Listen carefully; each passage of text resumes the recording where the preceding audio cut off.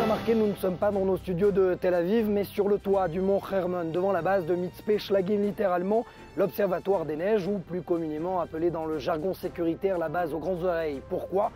Parce que nous sommes aux portes du Liban et de la Syrie. Ce que je vous propose, c'est un petit peu plus de 60 secondes de découvrir l'historique des lieux. Petit détour par Tel Aviv et on revient ici avec un officier et un soldat qui patrouillent dans des températures particulièrement hivernales. Il fait moins 4 degrés.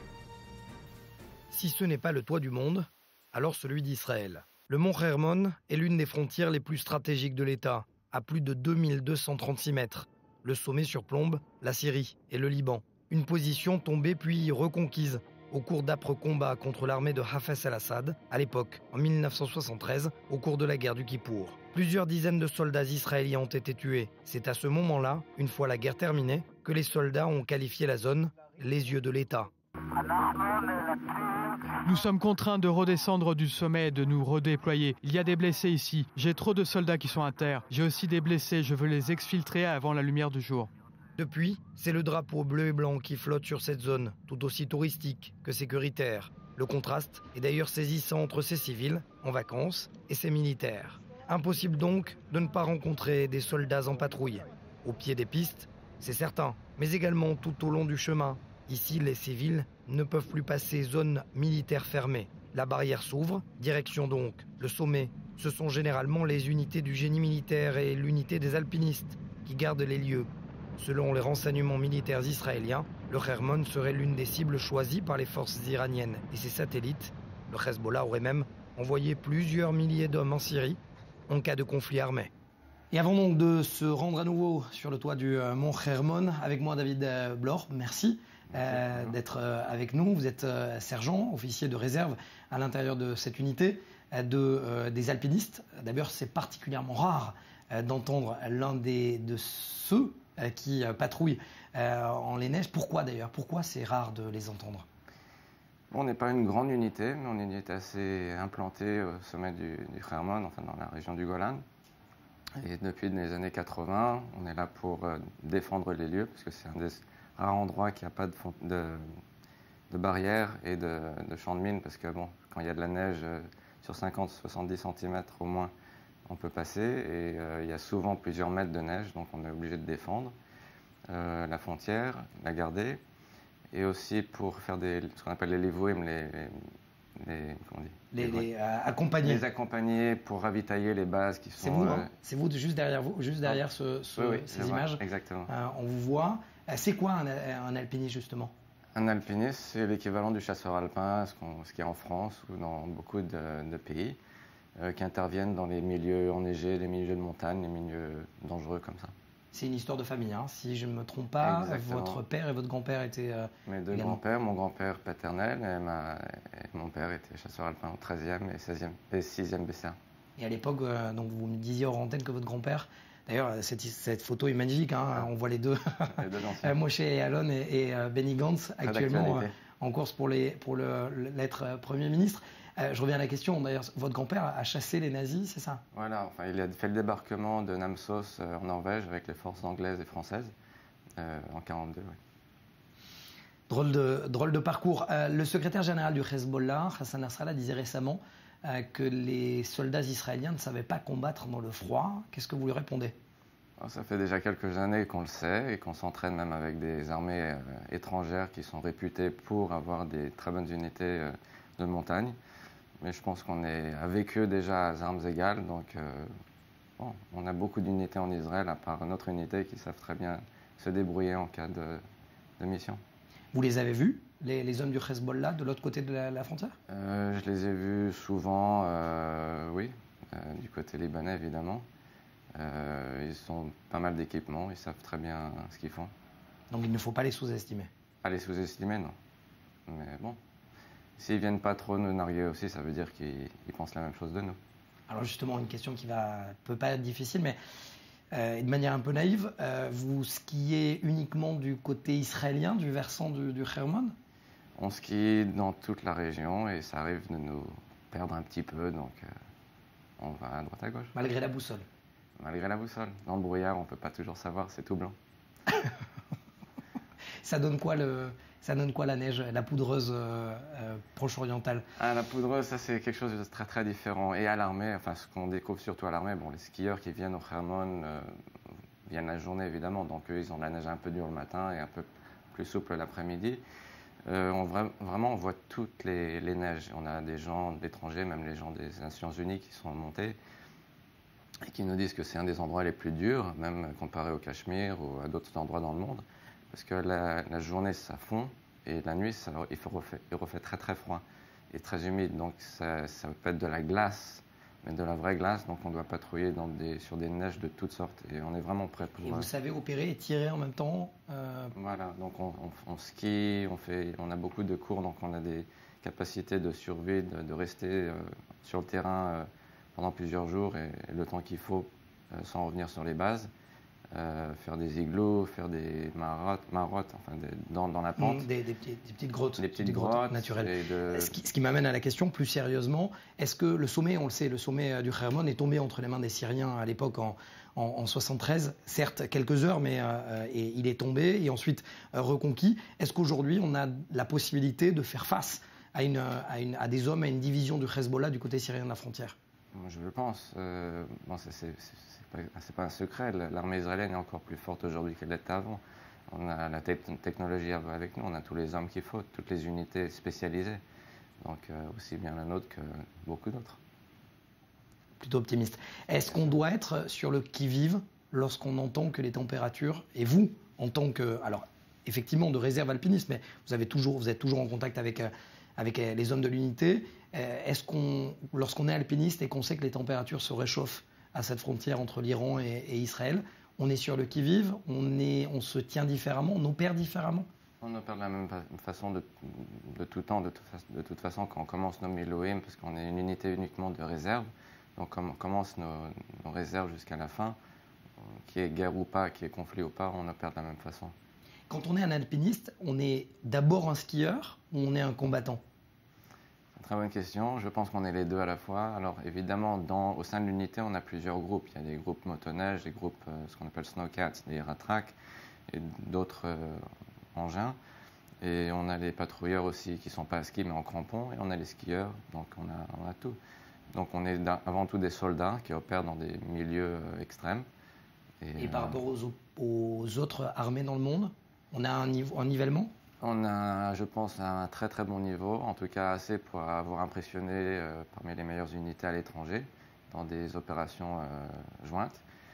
Et non seulement on est du côté militaire, mais on a une organisation qui s'appelle Amutat Erez de l'unité alpine, bon, entre autres qui aide des enfants d'hôpitaux en Israël à venir au Hermon pour un Yom Kef, de fun dans la neige, mais aussi pour porter secours aux Israéliens qui se perdent à l'étranger, par exemple les Israéliens au Népal ou en Amérique du Sud, pour aller les chercher. Donc on opère avec les armées locales quand on est envoyé là-bas. Merci David Blore d'avoir été avec nous.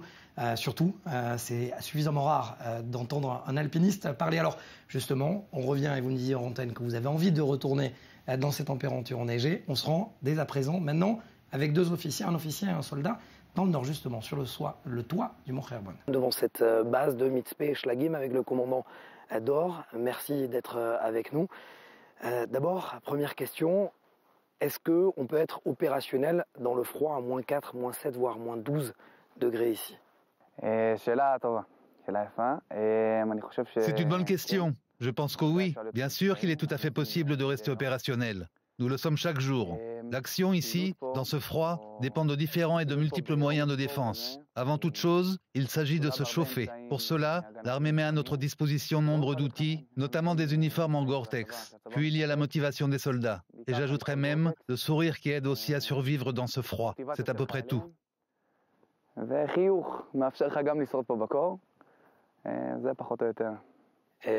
Hassan Nasrallah, le secrétaire général du Hezbollah, a déclaré que les soldats israéliens n'aiment pas le froid et ne savent pas combattre dans le froid. Qu'est-ce que vous lui répondez? Je pense que nous sommes prêts à nous battre en toutes circonstances et quel que soit le climat. Les soldats sont compétents, ils ont été préparés à cela. Ils savent rester opérationnels, même dans les conditions les plus extrêmes, ici au Hermon. C'est d'ailleurs pourquoi nous sommes ici. Où est-ce qu'on est exactement? Est-ce que vous pouvez peut-être nous expliquer l'endroit où nous sommes? Nous nous trouvons à l'extrémité nord d'Israël. Notre position est entourée par la Syrie et dans une moindre mesure par le Liban, que vous pouvez apercevoir derrière moi. Nous ne nous trouvons pas exactement au triangle frontalier. Si je pouvais, je vous aurais montré ce point où se touchent les frontières de ces trois pays. Vous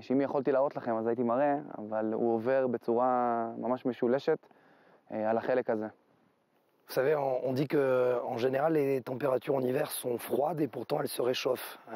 En ce moment, dans le nord, justement, il y a eu un tir de missile depuis la Syrie ici, qui passait juste au-dessus du Hermon.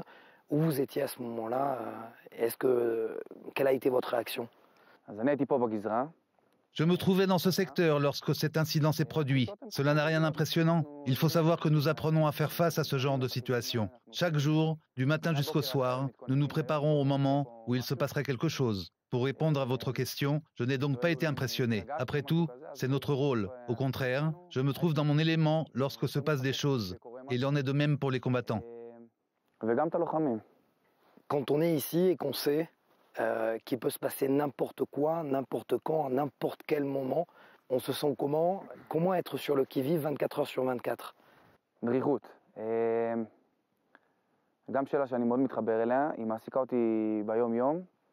La vigilance, c'est d'ailleurs une question qui me préoccupe quotidiennement. En fin de compte, nous sommes tous en uniforme. Notre mission est très claire. Notre positionnement nous aide à comprendre encore mieux cette mission. Il suffit de tourner la tête pour s'apercevoir qu'on se trouve face à un État étranger, qu'il faut rester très vigilant et que tout peut se produire. En tant que commandant, nous nous préparons à cela de différentes manières. Cela va des exercices que nous faisons de façon quotidienne, si ce n'est plusieurs fois par jour, dont certains sont simples et d'autres complexes, jusqu'aux opérations. Cela nous permet de garder nos soldats tout le temps éveillés. Même dans ce climat, nous sortons en mission comme si de rien n'était.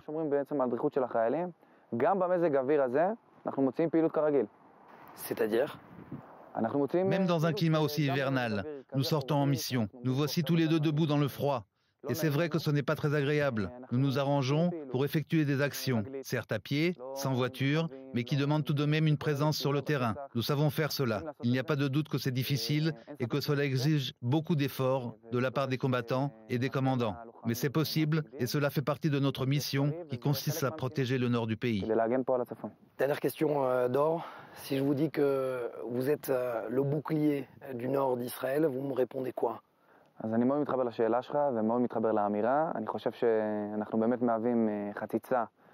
J'accorde beaucoup d'importance à ce que vous venez de dire. Ce secteur, en l'occurrence le mont Hermon, constitue une sorte de zone tampon entre Israël et la frontière syrienne. Il convient toutefois de souligner qu'une certaine routine finit par prendre le dessus et que nous nous trouvons avant tout dans un site touristique.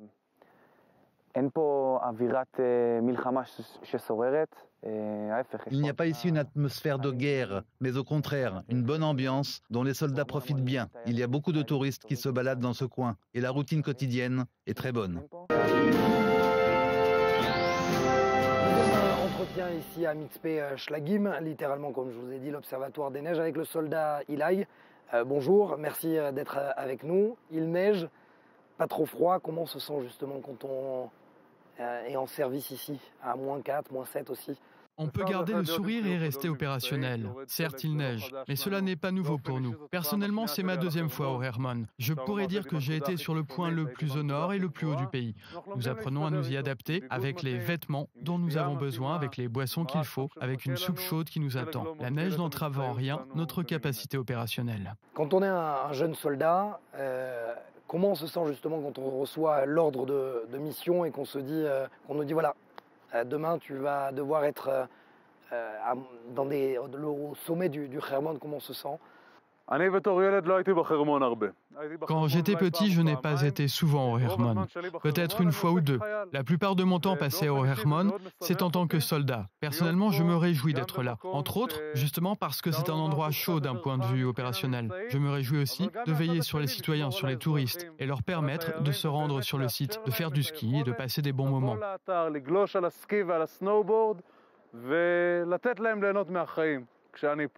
Mais Ilai, contrairement à vos amis qui servent autour de la bande de Gaza et dans les territoires, vous ne voyez pas l'ennemi. Est-ce que c'est plus compliqué?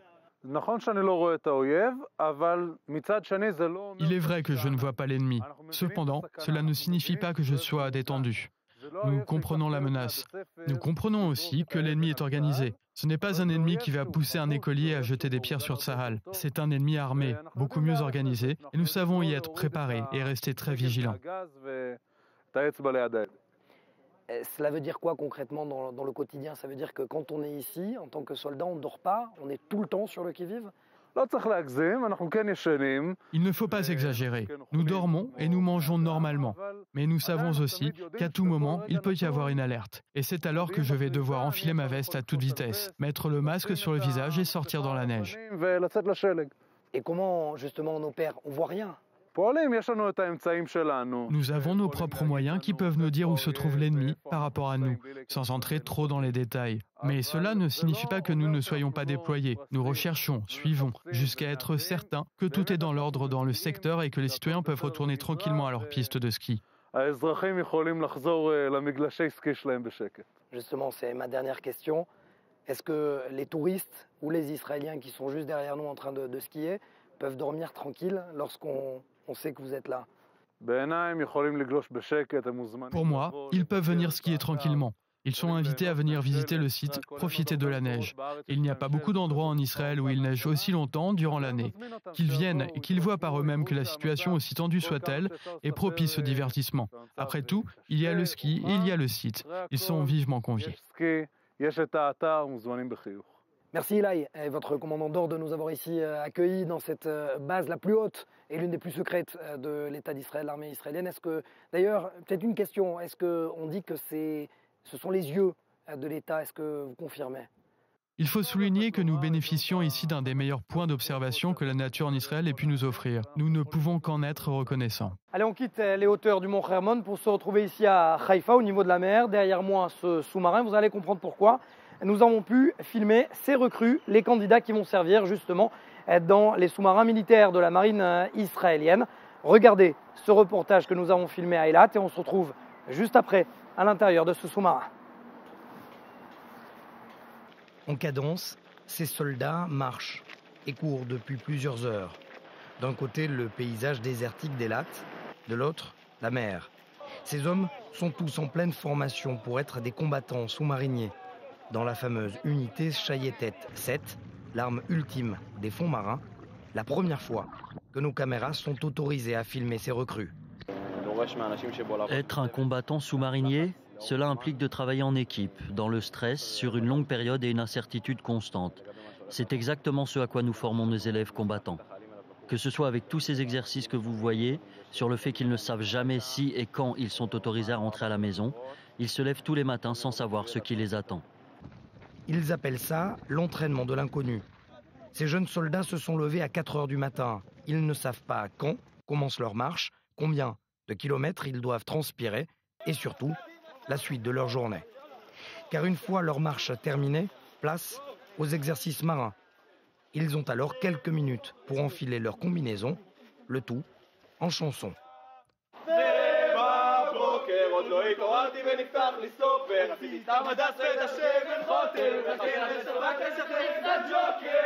Direction ensuite au pas de course, le rivage. Chacun de ces canots pneumatiques pèse en moyenne 400 kg. Deuxième exercice du jour, pagayer en équipe. Pendant plus d'une heure le long du rivage. Ce n'est pas le physique qui est jugé ici, mais le mental de ces hommes et le travail d'équipe. Au départ, on ne comprend pas toujours l'importance de la tâche qui nous incombe. Toute la théorie se met en pratique. Il faut du temps avant que l'on s'adapte à ce nouvel environnement. Et très vite, les différences entre les embarcations se font sentir.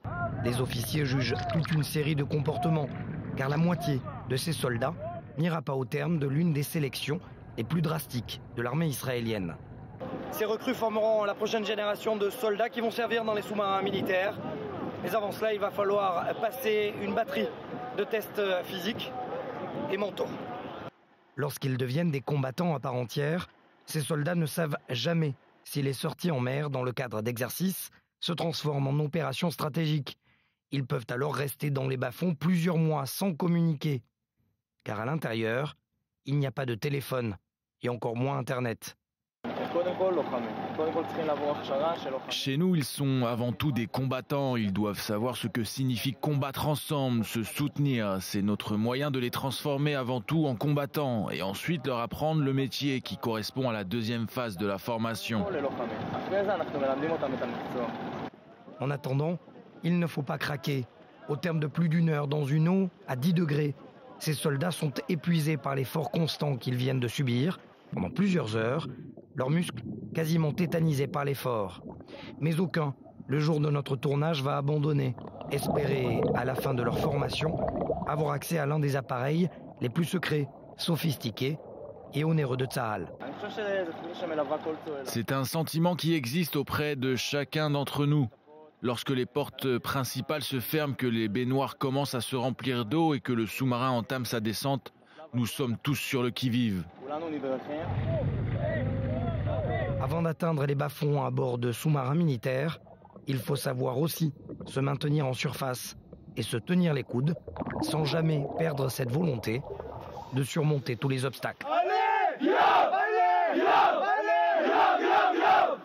Nir Maor, merci d'être avec nous. Vous êtes l'actuel directeur du musée de l'immigration clandestine par voie maritime et de la marine israélienne. Vous êtes ancien général de brigade de la marine israélienne et commandant de ces sous-marins militaires. Combien de temps peut-on vivre justement dans ces engins ? Dans ce sous-marin au bord duquel nous nous trouvons, nous avons fait des parcours allant de 3 à 4 semaines. Est-ce que cela veut dire qu'on peut vivre plus longtemps dans les sous-marins plus modernes ? Les sous-marins d'aujourd'hui sont conçus pour une navigation de durée beaucoup plus importante. Si je ne me trompe pas, c'est le seul endroit où le capitaine à bord est complètement indépendant de sa base, il peut prendre seul les décisions. C'est vrai, le commandant de sous-marin est indépendant. Une bonne partie du temps, il n'est pas en contact avec ses supérieurs. Il agit selon les instructions du commandement et dans l'esprit général de la mission qui lui est confiée. Seul le Premier ministre est habilité, non, à donner les ordres de mission opérationnelle ? Je ne suis pas informé avec précision des prérogatives du gouvernement. Je peux toutefois vous dire que pour moi, en tant que commandant de sous-marin, il m'est arrivé plus d'une fois de montrer le plan de mon parcours de navigation au ministre de la Défense. Mais alors qui donne les ordres de mission ? Un commandant de sous-marin reçoit ses ordres de l'état-major de la marine et il n'a pas à demander si l'ordre provient du haut commandant de la marine ou du ministre de la Défense. L'état-major de la marine est l'autorité à laquelle il est subordonné. Vous savez, les températures se réchauffent à la frontière nord israélienne. Est-ce que ces sous-marins militaires pourraient avoir un rôle direct en cas de conflit avec l'Iran ? Les sous-marins de la marine ont toujours eu un rôle en temps de guerre. Naturellement, comme il s'agit de sous-marins cachés, ce rôle doit rester secret. À chaque fois qu'intervient un incident sécuritaire, et a fortiori en cas de guerre, les sous-marins y sont impliqués. À quoi servent justement les sous-marins militaires au quotidien, de manière générale ?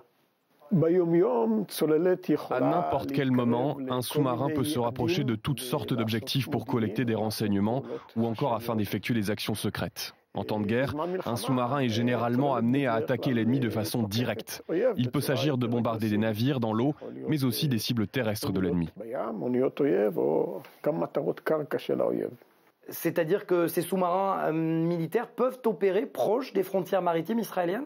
Non, s'il ne devait pas s'éloigner, le sous-marin ne servirait à rien. Dans ce cas, on aurait eu recours à une autre arme.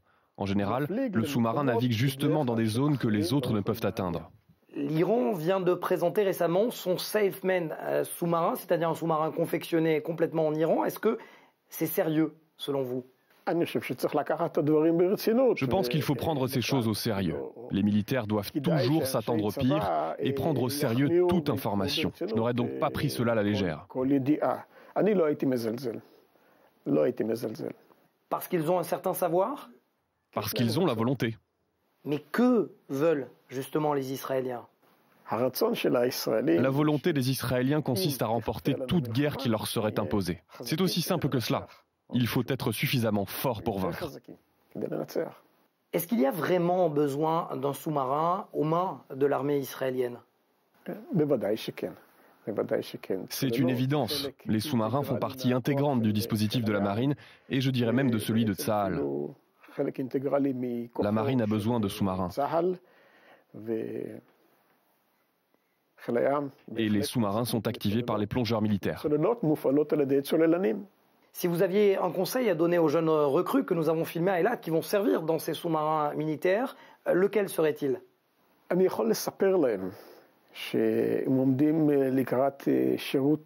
peux leur dire qu'ils s'attendent à une affectation particulièrement passionnante. Ils